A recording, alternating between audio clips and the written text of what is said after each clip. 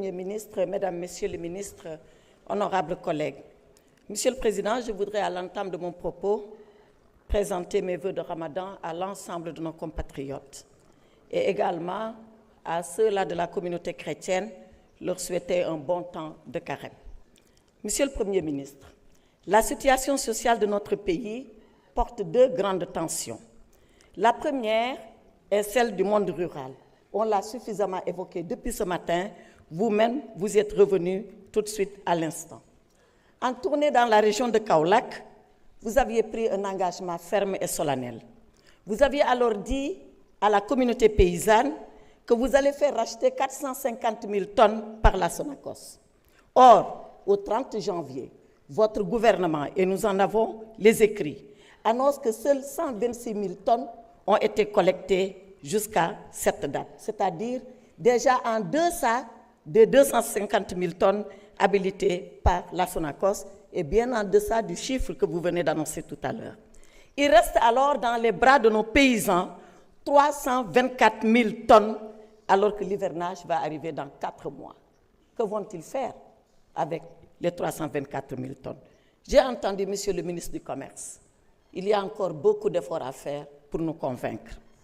Pour ce qui est des universités, deuxième lieu de tension, le problème est parti du paiement des bourses des étudiants, comme d'ailleurs il en est ainsi pour les bourses de sécurité familiale, dont le paiement est attendu à ce jour par les bénéficiaires, et j'y reviendrai. À l'université, la tension a culminé avec l'intervention des forces de l'ordre et la mort atroce du jeune Abdoulaye Ba, à la famille duquel nous présentons les condoléances, suite à une violence inouïe, portée y compris jusque dans les chambres des universités. Vous l'avez dit, Monsieur le Premier ministre, vous étiez parti en prévention. Mais finalement, il faut le reconnaître, le remède a été pire que le mal. Si c'était pour empêcher que le restaurant et la bibliothèque ne brûlent, finalement, on s'en est sorti avec un mort. Au-delà de la polémique, née du paiement des bourses. Et j'ai écouté Monsieur le ministre de l'Enseignement supérieur. Est-ce que ce sont des rappels? Est-ce que ce sont des bourses? Est-ce que c'est dû? Est-ce que ce n'est pas dû? Renouer le dialogue avec la communauté estudiantine. Et faites que les étudiants reprennent les cours, parce que c'est ça que nous attendons. Il faut que les étudiants reprennent les cours et nous vous engageons à le faire. Alors, ici, pour ce qui concerne le monde rural, comme pour les étudiants, comme pour le paiement des bourses de sécurité familiale, quelles sont les mesures que vous pouvez annoncer à vos compatriotes et des mesures concrètes pour régler ces problèmes? Ma jëlaat ko ci olof suñu mbokk béykat yi ñoo ngi doon ak seen gerte di xaar ku ne yaa ngi seet nooy tojee sa bopp kaña. Premier ministre dañ leen war a dimbale pour seen gerte bi bañ a des seen loxo ndax taw yaa ngi ñëw te war nañu jaay gerte boobu. Xale yi nañ jàngiwaat looloy wax ji du xuloo du nañu fay duñu fay ñii nangam na xale yi jàngiwaat parce que loolu la ñu xaal ci développement réew. Léegi nag par rapport aux bourses de sécurité familiale loolu dañ ko fi defoon pour ñi gën a néew doole ci néew ji doole yi am as tuut lu ñu mën a yor. Boobu ñaari at ba léegi bi ngeen fi toogee fayu leen ci benn dërëm ñu ngi naan oui dañuy defar registre bi ñu ngi caytu waa caytu ñaari at mu ngi bëgg a yàgg de ñaari at ci saytu mu ngi bëgg a yàgg.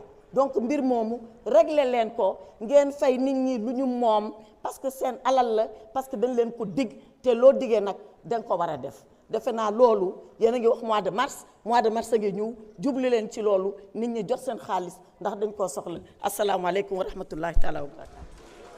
Merci beaucoup. Non,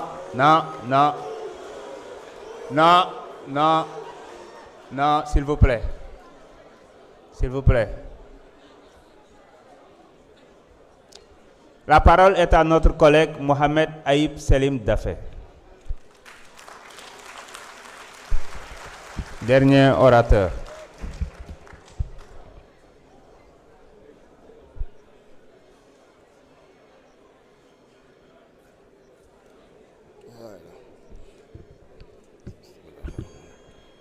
Merci beaucoup, Monsieur le Président, Monsieur le Premier ministre, Mesdames et Messieurs les membres du gouvernement, chers collègues, maa ngi leen di nuyu.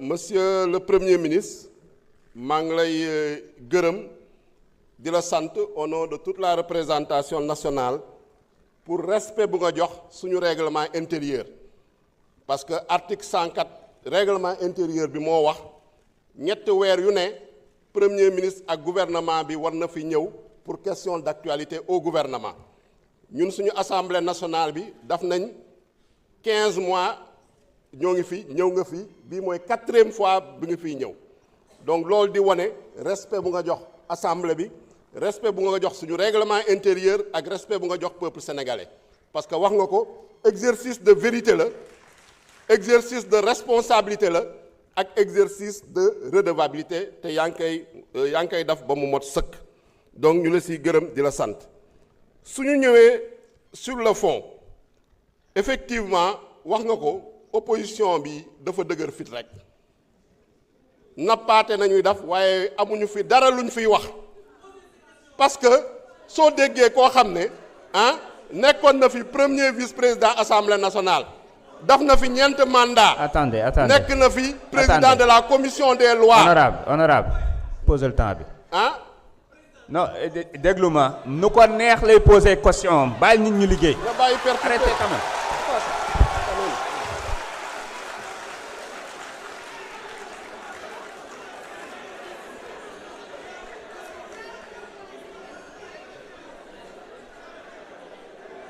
Vous ne pouvez pas venir ici, dire le pouvoir et refuser qu'il parle de l'opposition. Il faut arrêter quand même. Laissez-le terminer.